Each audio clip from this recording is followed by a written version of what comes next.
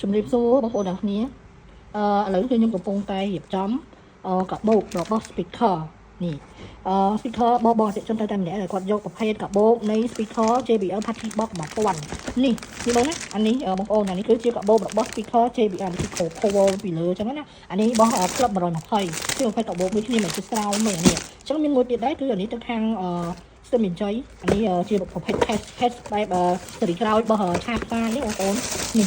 ចឹងឆាផ្សាយវាមានពីរពណ៌របស់ខ្មែរទៅអីចឹងណានេះបងប្អូននេះគឺជា case សាច់គេគឺស្អាតហ្មងសាច់ប្រភេទពួកតម្លៃ14នេះនេះឃើញទេអានឹងជើងវាក៏ប្របានដែរហើយមាន size 2 និយាយទៅអានេះប្រភេទ case ល្អ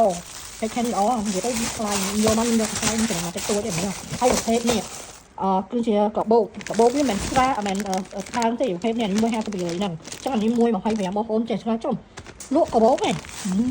អ្នកខ្លះមកយ៉ាងភ្លាវបាយចឹងទៅ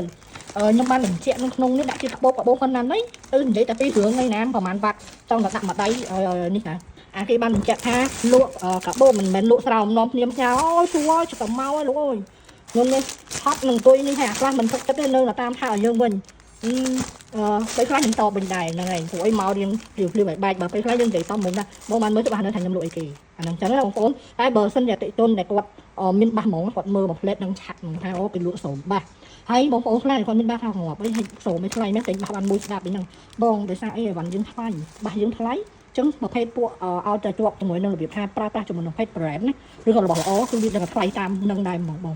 ចឹងមិនទៅជាមានអ្នកមានលក់ទេចឹងបងប្អូនចង់បានយកណាក៏មកក៏បានអានេះគ្រប់120ជាប្រភេទមិនមែនស្រោមមែនគឺជាកាបូបវិញកាបូបគាត់ថាពេលវាបត់បែនវាអត់មានខ្យល់បូមក្នុងនោះវាស្ដាងតែអានេះរៀងក្រាស់មកវាដែរហើយប្រភេទ Happy Box 1000ចឹងអានេះក៏សាច់ល្អដែរប្រភេទ silicone ប្រភេទព្រីក្រោយព្រីមៀមតែម្ដងនេះចឹងបងប្អូនដែលគាត់នឹង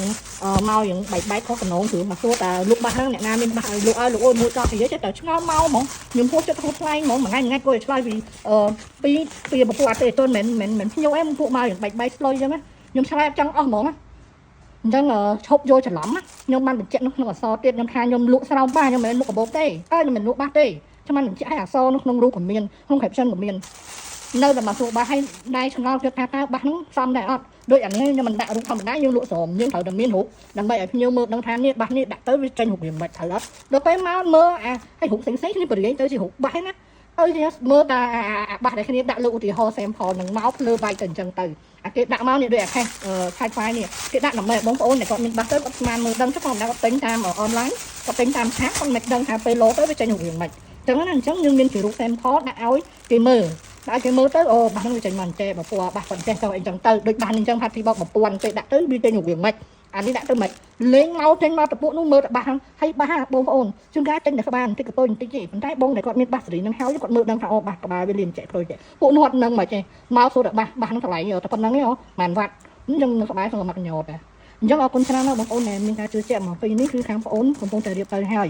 អរគុណបងប្អូនដែលនៅតាមគ្រប់គ្រងជឿជាក់ដោយសារ20បងប្អូនមានបញ្ហាទៅគេហេតុអញ្ចឹងនៅវិញអត់បានទេអញ្ចឹង20ទី2នេះក៏នៅតែខាងបងប្អូននៅលក់ដដែលដែរអរគុណច្រើនណាស់